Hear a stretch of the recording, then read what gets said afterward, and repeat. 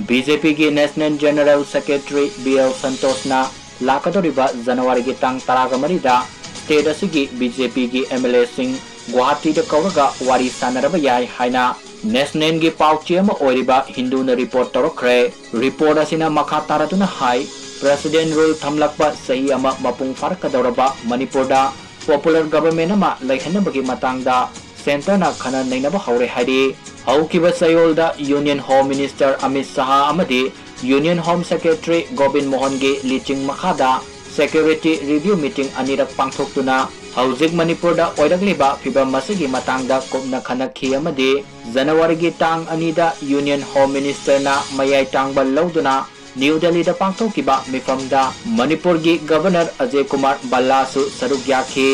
मिफम अदुना state असिदा मखाताना president rule थंबना ओइहलकबा याबगी फिबम सिंगी मतंगदसु कुपना खना नैनखी हाइरी लोइना internally displace person IDP सिंग मसा मसा की मयुमदा हंजिन हनबगा लोइना नेशनल हाईवे सिंगदा अथिंगबा लैतना सथोक ससिन तौबा याहनबगी मतंगदसु मिफम मदुदा खनखी हाइरी पार्लियामेंट कॉन्स्टिट्यूशन अमेंडमेंट बिल पुखतुना पास तौरगा अयाबा लौबा नतना मणिपुर सही अमदगी हेना सांगथना प्रेसिडेंट रूल थंबगी प्रोविजन लेतबा मरमना फेब्रुवारी 13 की ममांगदा पॉपुलर गवर्नमेंट अमा लैहनबा सेंटर की लीडर सिंगना अंगंबा थाकता होनरी करिकुंबा प्रेसिडेंट रूल थंबगी मतंगदा सांगदोके हाइरबदी पार्लियामेंट बिल अमा पुखतपा मथौ तागनी हौजिंगमकी ओइनदी पॉपुलर गवर्नमेंट अमा सेमनबा यामना कन्ना होनरी हाइना रिपोर्ट असिना मखा तारी।